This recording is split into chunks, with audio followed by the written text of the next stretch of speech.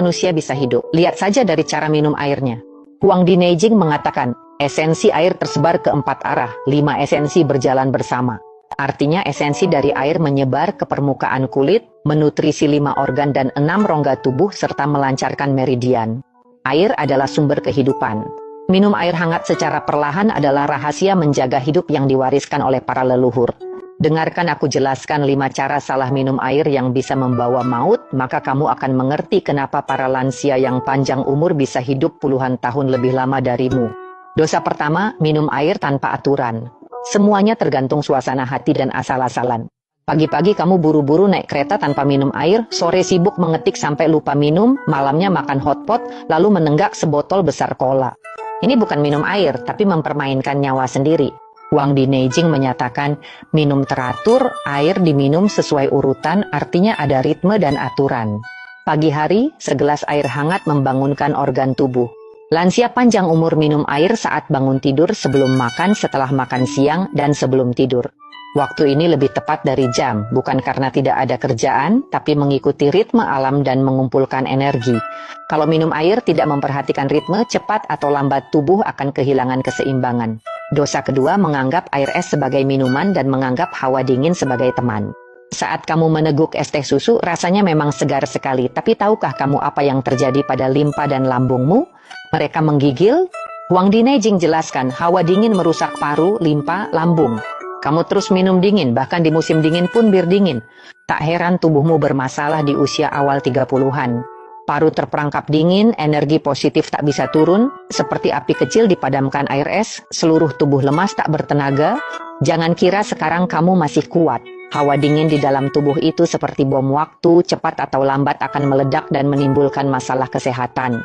Saat muda, menikmati dingin memang menyenangkan sesaat, tapi saat tua, penderitaannya bisa berlangsung 10 tahun. Dosa ketiga, hanya minum air saat merasa haus, sama dehidrasi kronis. Seperti yang dikatakan dalam Huang Di Neijing, sering ingin membasahi mulut tanpa merasa haus. Artinya, minum air harus sering dan perlahan, bukan menunggu tubuh memberi alarm menenggak air. Menahan haus sampai mulut kering dan pandangan berkunang-kunang membuat tubuh kekurangan cairan. Cairan tubuh diperas habis, sering lelah dan mengantuk, 8 dari 10 kasus karena kekurangan air dan energi vital. Para lansia berumur 100 tahun tahu pentingnya minum segelas air hangat di pagi hari untuk menghangatkan tubuh dan melembabkan organ dalam. Bagaimana denganmu? Begitu bangun tidur main ponsel, minum kopi dan minuman dingin, tubuhmu seperti padang pasir tandus. Jangan tunggu haus baru minum air, sama seperti menambal perahu bocor.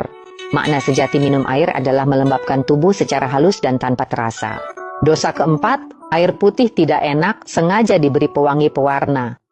Kamu bilang air putih hambar, tapi semua minuman enak itu air gula pewangi buatan. Sekali minum, organ dalammu kerja keras membersihkannya semalaman. Keluarga pengobatan Tiongkok sudah menjelaskan, makanan pokok adalah sumber utama nutrisi, buah-buahan hanya pelengkap. Kalau kamu merasa air putih hambar, lebih baik seduh dengan sedikit kurma merah, tambahkan irisan jahe, kulit jeruk kering, atau goji berry. Selain menambah rasa, juga bisa menyehatkan dan menyeimbangkan energi serta darah. Tapi kamu malah mengaku ingin hidup sehat, di sisi lain justru menambah gula dan pewangi ke air. Yang kamu minum itu penyakit, bukan kesehatan.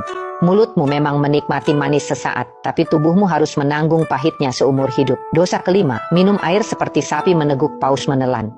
Secepat mengalirkan air lewat selang, kecepatanmu minum air bisa menyaingi petugas pemadam kebakaran memadamkan api. Sekali teguk langsung 500 ml, gluk-gluk tanpa henti. Tapi tahukah kamu minum air dengan cara seperti itu justru menyiksa jantung dan limpa lambungmu?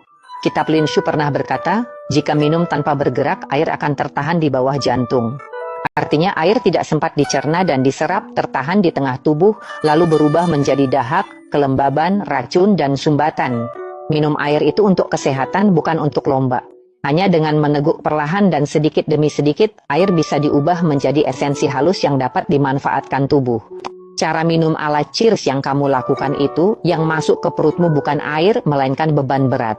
Minum perlahan itu menyehatkan, minum cepat itu membebani. Jangan main-main dengan tubuhmu, mulai hari ini, hilangkan 5 kebiasaan buruk dalam minum air ini. 3 bulan lagi datanglah ke kolom komentar dan beritahu saya, apakah perutmu sudah lebih lembut? Apakah wajahmu sudah lebih cerah?